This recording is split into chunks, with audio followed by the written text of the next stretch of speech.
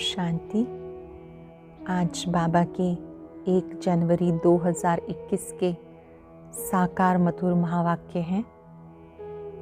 आप सभी को नए वर्ष की बहुत बहुत शुभकामनाएं। 2021 आपके पुरुषार्थ को बढ़ाने वाला, आपके जीवन को महान बनाने वाला हो। आपके मन में भी खुशियां हों, आपके घर में खुशियां हों, चाहूँ और खुशियों का वातावरण बनाने वाले आप खुश नसीब आत्मा, भाग्यवान आत्मा बनकर रहें। आपसे कोई मिले, वो मिलकर खुश हो जाए, ऐसे दिल खुश मिठाई आप सबको खिलाते रहें। इस नए वर्ष में हम विशेष रूप से 1 से 21 जनवरी तक कुछ विशेष पुरुषार्थ करेंगे। सुबह शाम तो हम सब तपस्या करेंगे ही, लेकिन 21 जनवरी तक 21 मिनट आप एकांत में ज़रूर बैठेंगे और अपने आप से मुलाकात करेंगे, बाबा से शक्तियाँ लेंगे। प्रतिदिन 21 दिन अगर आप ये पुरुषार्थ करते हैं तो अपने पुरुषार्थ की शाबाश आप बाबा से लेंगे और बाबा को थैंक्स देंगे। बहुत ही खुशी की बात है कि नया वर्ष शुक्रवार से प्रारंभ हो रहा है, तो हम सभी दिल से बाबा का शुक्रिया करते हैं कि उन्होंने हमें पुरुषार्थ के लिए ये नूतन वर्ष 2021 दिया। इसमें हम जब भी किसी से मिलेंगे उसको दिल खुश मिठाई ज़रूर खिलाएंगे और सदा मुस्कुराते हुए मिलेंगे। इस 2021 में हम स्व पुरुषार्थ को बढ़ाएंगे। जो भी हमारी कमी कमज़ोरियाँ 2020 में रही, अब वो 21 में नहीं होनी चाहिए। आज के मधुर महावाक्यों में बाबा ने हमें हंस बनने की बात कही कि बच्चे, आपको हंस बनना है, बगुला नहीं बनना। आपकी कोई भी एक्टिविटी ऐसी नहीं होनी चाहिए, चाल चलन ऐसी नहीं होनी चाहिए जो बाबा से बुद्धियोग तुड़वाए, बल्कि सबका संबंध बाबा से जुड़ाए। उसके लिए बच्चों को कामजीत बनना है, मन वचन कर्म से पवित्र बनना है। फिर बाबा ने एकाग्रता का आधार अंतर्मुखता को बताया कि अंतर्मुखी बनकर एकांत में जाकर अपनी एकाग्रता को बढ़ाओ, तब आप सूक्ष्म लीलाओं का अनुभव करेंगे। वो कौन कौन सी लीलाएं होंगी वो हम सुनेंगे। मुरली का सार है, बाबा ने कहा, मीठे बच्चे, तुम्हें पावन दुनिया में चलना है, इसलिए काम महाशत्रु पर जीत पानी है। काम जीत, जगत जीत बनना है।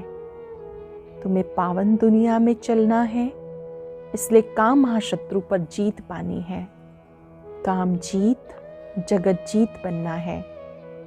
क्वेश्चन है, हर एक अपनी एक्टिविटी से कौन सा साक्षात्कार सबको करा सकते हैं?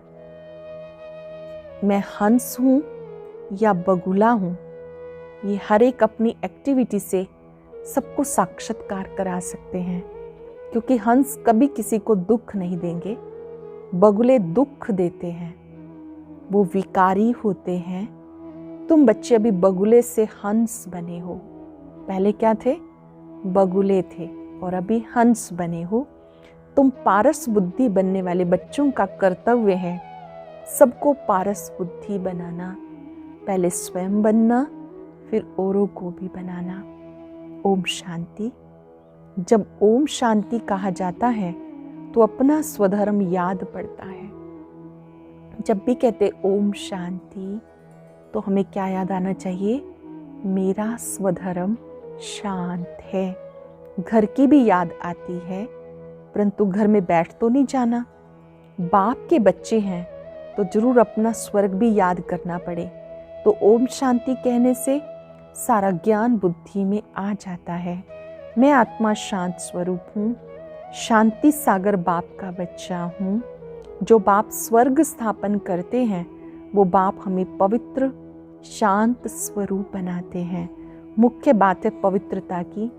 दुनिया ही पवित्र और अपवित्र बनती है। पवित्र दुनिया में एक भी विकारी नहीं, अपवित्र दुनिया में 5 विकार हैं, इसलिए इसको विकारी दुनिया कहते हैं। वो है निर्विकारी दुनिया। सत्युगी दुनिया क्या है? निर्विकारी दुनिया। निर्विकारी दुनिया से सीढ़ी उतरते उतरते फिर नीचे विकारी दुनिया में आते हैं। वो है पावन दुनिया, ये है पतित दुनिया। वो है दिन सुख, ये है भटकने की रात। यूं तो रात में कोई भटकना नहीं है, परंतु भक्ति को भटकना कहा जाता। तुम बच्चे अब यहाँ आए हो सदगति पाने के लिए। ज्ञान मिला सदगति के लिए। तुम्हारी आत्मा में सब पाप थे, 5 विकार थे, उसमें भी मुख्य काम विकार, जिससे मनुष्य पापात्मा बन जाते हैं। ये हर एक जानते हम पतित हैं और पापात्मा भी हैं। एक काम विकार के कारण सब क्वालिफिकेशन बिगड़ पड़ती हैं।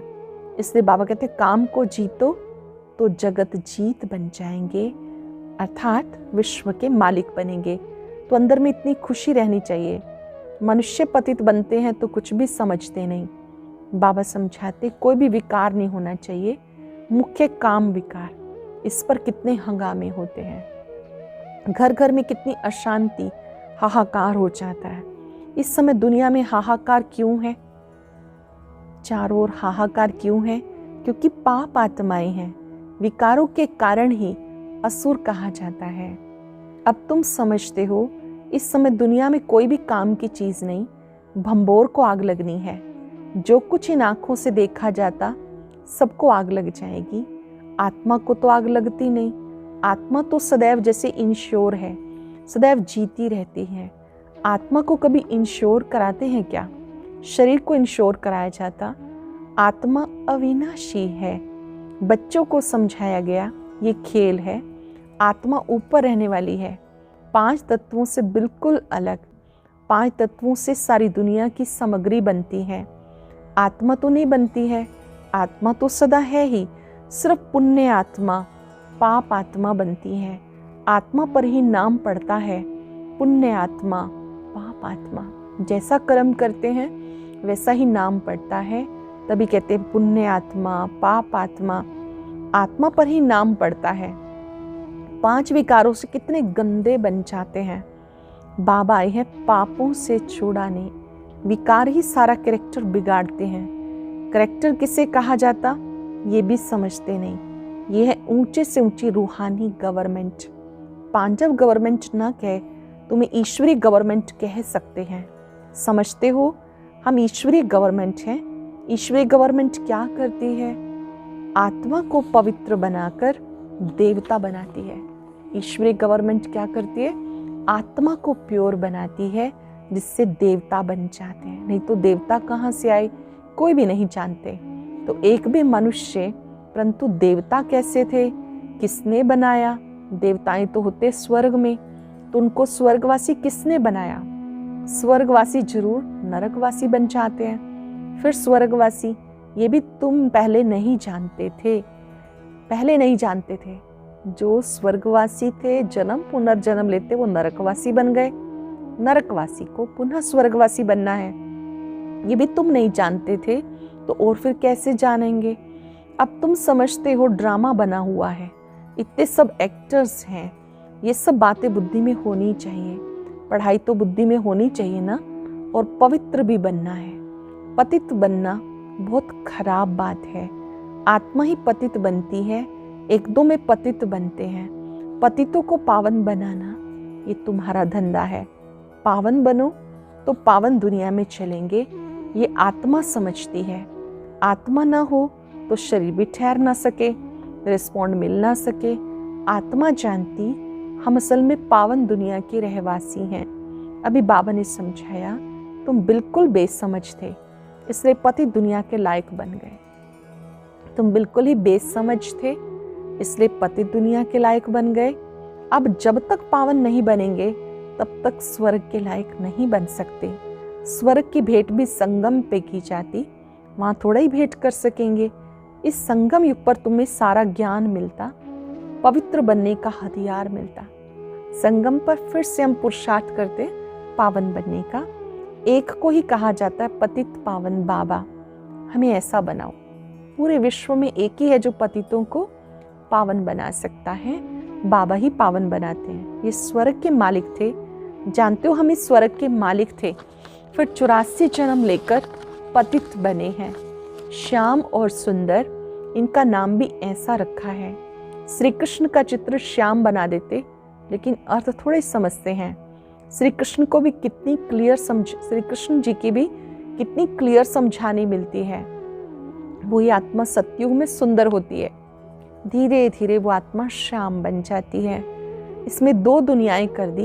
वास्तव में 2 दुनिया तो है नहीं, दुनिया तो एक ही है। वो नई फिर पुरानी हो जाती, जैसे मकान है, पहले नया फिर पुराना हो जाता है। पहले छोटे बच्चे नए होते हैं, फिर बड़े बन बूढ़े होते हैं। तो तुम कितना माथा मारते हो समझाने के लिए, अपनी राजधानी स्थापन कर रहे हो। लक्ष्मी नारायण ने समझा है ना, समझ से कितने मीठे बने हैं। किसने समझाया? लक्ष्मी नारायण को इतना ऊंचा पद किसने दिया, किसने समझाया? भगवान ने। लड़ाई आदि की तो बात ही नहीं। हम सब जानते हैं ना कि श्री लक्ष्मी नारायण पूर्व जन्म में ब्रह्मा सरस्वती के रूप में इन्होंने तपस्या की, राजयोग सीखा, बाबा की मुरली सुनकर धारण करके इन्होंने अपने इस लक्ष्य को प्राप्त किया। भगवान कितना समझदार, नॉलेजफुल है, कितना पवित्र है। शिव के चित्र के आगे सब जाके नमन करते हैं, परंतु वो कौन है, क्या करते हैं, कोई भी नहीं जानते। शिव के आगे सब जाके झुकते हैं, नमन करते हैं, कोई भी नहीं जानते कौन है। शिव, काशी, विश्वनाथ, गंगा, बस सिर्फ कहते रहते, अर्थ जरा भी नहीं समझते। समझाओ तो कहेंगे तुम क्या हमें समझाएंगे, हम तो वेद शास्त्र आदि सब पढ़े हुए हैं। परंतु राम राज्य किसको कहा जाता, कोई भी नहीं जानते हैं। राम राज्य सतयुग, नई दुनिया को कहा जाता। तुम्हारे में भी नंबरवार हैं जिन्हें धारणा होती है। कई तो भूल भी जाते हैं क्योंकि बिल्कुल पत्थर बुद्धि बन गए। कई तो भूल भी जाते हैं क्योंकि पत्थर बुद्धि बन गए। अब पारस बुद्धि जो बने उनका काम है औरों को भी पारस बुद्धि बनाना। पत्थर बुद्धि की एक्टिविटी वही चलती रहेगी, क्योंकि हंस और बगुले हो गए। हंस कभी किसी को दुख नहीं देते हैं, बगुले दुख देते हैं। यहाँ पर हमें अपने आप से पूछ लेना है, मैं बाबा का बच्चा बना हूँ, मैं हंस हूँ या बगुला हूँ? कई हैं जिनकी चाल बगुले मिसल होती है, उनमें सब विकार होते हैं। यहाँ भी ऐसे बहुत विकारी आ जाते हैं जिन्हें असुर कहा जाता, पहचान नहीं रहती। बहुत सेंटर्स पर भी विकारी आते हैं, बहाना बनाते हैं हम ब्राह्मण हैं, परंतु है झूठ। इसे कहते झूठी दुनिया, वो है नई दुनिया, सच्ची दुनिया। अभी संगम है, कितना फर्क रहता।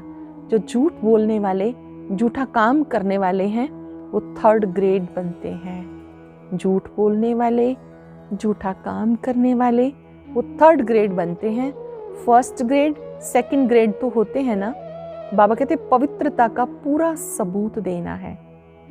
कई कहते हैं घर गृहस्थ में रहते पवित्र रहें, ये तो इम्पॉसिबल। तो बच्चों को समझाना चाहिए। योग बल न होने के कारण इतनी सहज भी पूरी रीति समझा नहीं सकते।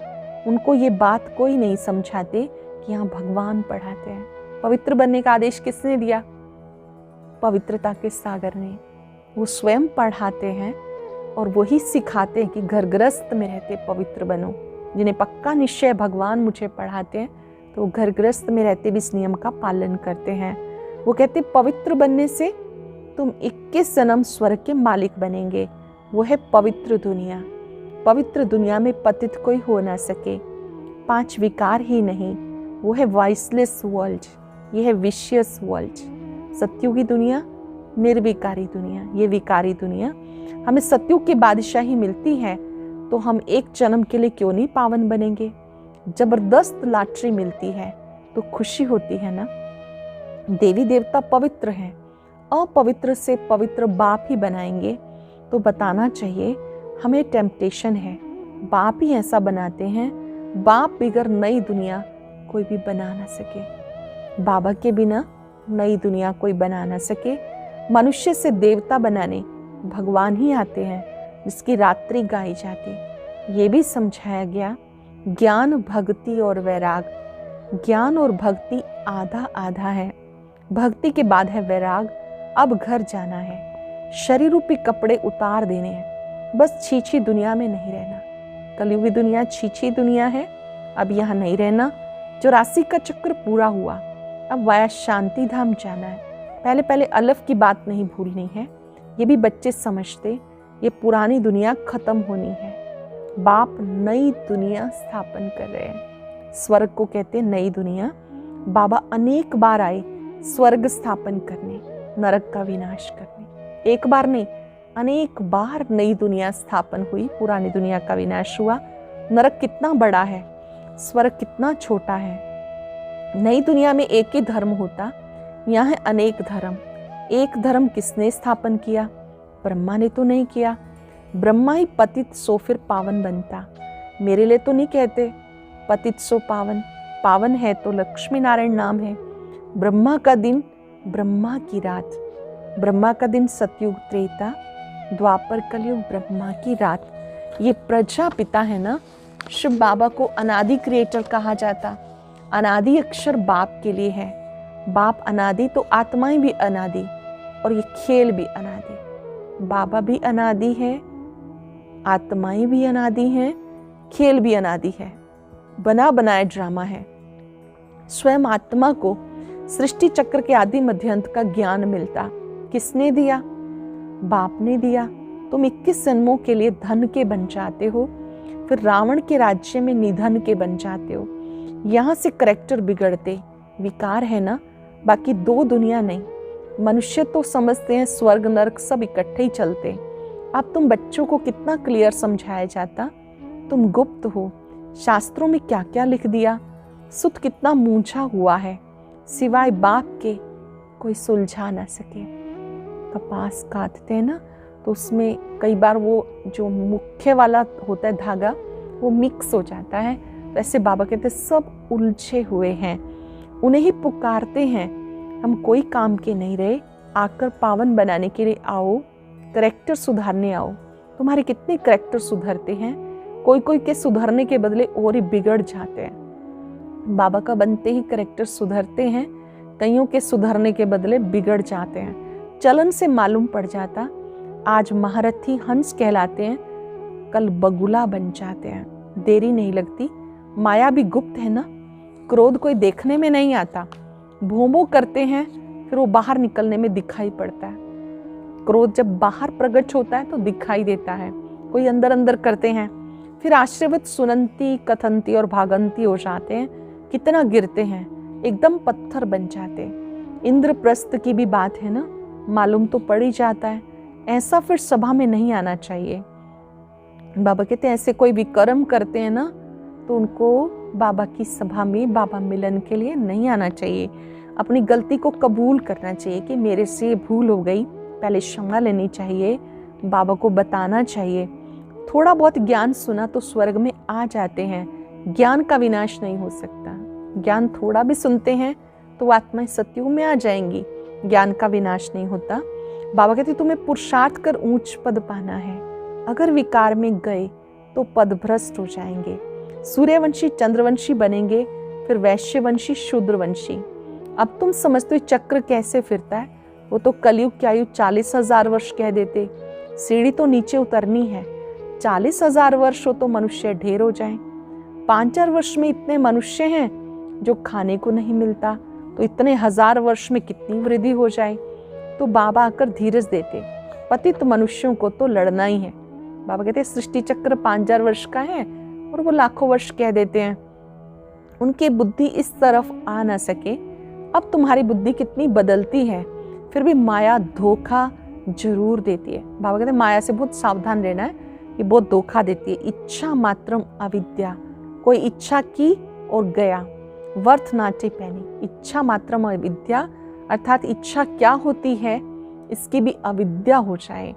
बाबा कहते कोई भी इच्छा की तो माया आ जाएगी, वर्थ नाटे पैनी बन जाते हैं, कोड़ी तुल्य बन जाते हैं। अच्छे अच्छे महारथियों को माया कोई ना कोई प्रकार से धोखा देती रहती है।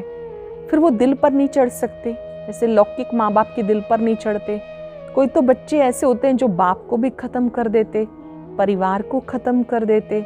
महान पाप आत्माएं हैं, रावण क्या कर देते। ये बहुत डर्टी दुनिया है, बहुत गंदी दुनिया है, इससे कभी दिल नहीं लगानी। इस पतित पुरानी दुनिया से दिल नहीं लगानी। पवित्र बनने की हिम्मत चाहिए। विश्व की बादशाही की प्राइज लेने के लिए पवित्रता मुख्य है। इसलिए कहते हैं आओ आकर पावन बनाओ। बाबा ही आकर के पावन बनाते हैं, तो पतित पावन एक ही है। अच्छा, मीठे मीठे सिक्के लदे बच्चों प्रति माता पिता बाप दादा का याद प्यार गुड मॉर्निंग। रूहानी बाप की रूहानी बच्चों को नमस्ते। रूहानी बच्चों की रूहानी बाप दादा को नमस्ते, गुड मॉर्निंग। शुक्रिया बाबा, शुक्रिया। धारणा के लिए सार। आज की मुरली की मुख्य बातें। माया के धोखे से बचने के लिए इच्छा मात्रम अविद्या बनना है। इस डर्टी दुनिया से दिल नहीं लगानी। कलयुगी दुनिया से, गंदी दुनिया से दिल नहीं लगानी।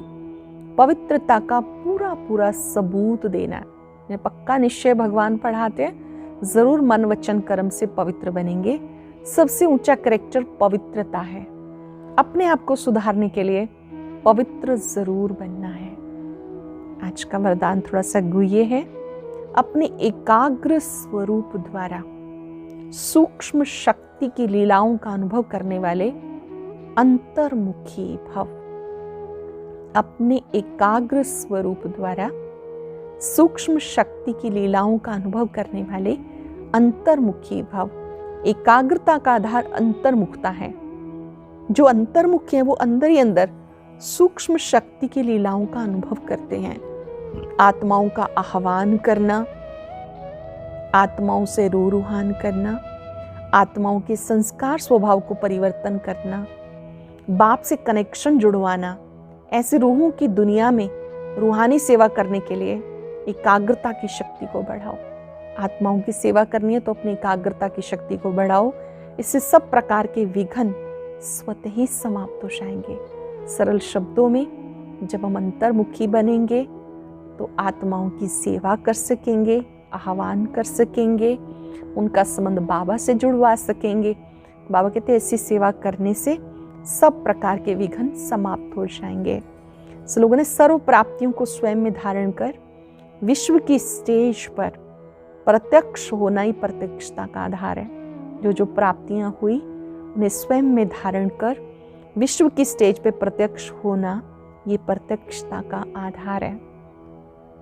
आज हम अभ्यास करेंगे। मैं होली हंस हूं। सबके गुणों को देखना है, अवगुणों को निकालते जाना है। अंतर्मुखता की गुफा में बैठकर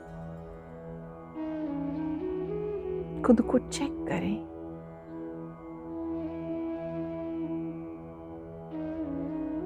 मेरी चलन से, व्यवहार से किसी को दुख तो नहीं पहुंचता।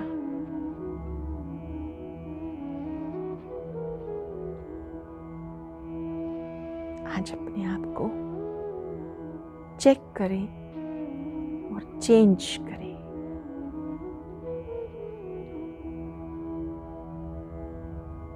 अपने मन बुद्धि को पतित पावन बाबा पे एकाग्र करें।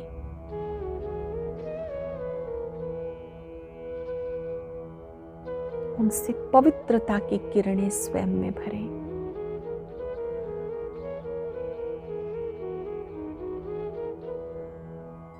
बाबा की शक्तियां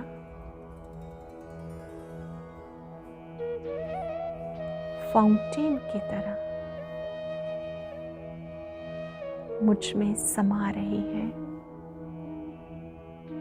मैं पवित्र होली हंस हूं। प्यारे बाबा, आपका बहुत बहुत शुक्रिया। आपने हमें होली हंस बना दिया, अंतर्मुखी बना दिया।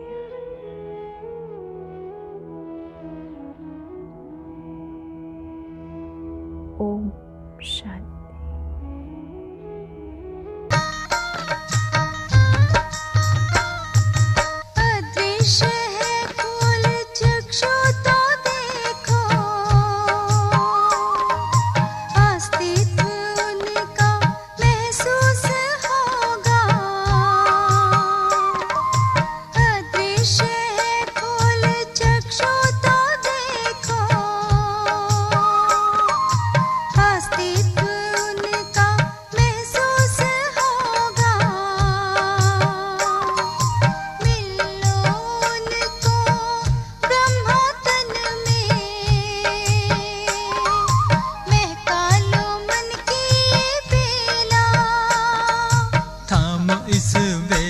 जगा लो विवेक, सारे जग का कर्णधार हो। मुरली की तान बज रही हो, मुरली की तान बज रही